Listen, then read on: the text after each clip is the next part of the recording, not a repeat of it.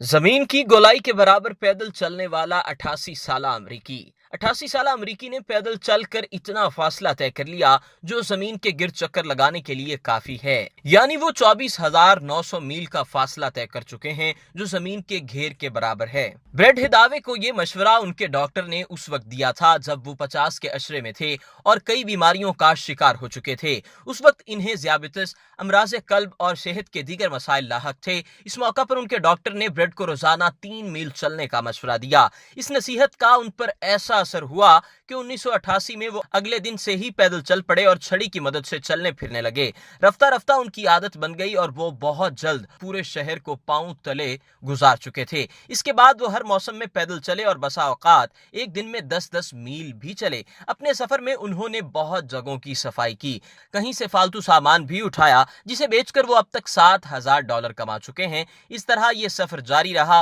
और ब्रेट अपनी जिंदगी का तवील फासला पैदल तय कर चुके हैं जो जमीन के गिर्द चक्कर लगाने के बराबर है। अपने सफर के दौरान वो कई अमरीकी शहरों में गए और बहुत से दोस्त भी बनाए। अगर आपने अभी तक हमारा चैनल सब्सक्राइब नहीं किया तो अभी सब्सक्राइब करें और बेल आइकॉन को क्लिक करके हमारी लेटेस्ट वीडियोस के बारे में अपडेट जानें।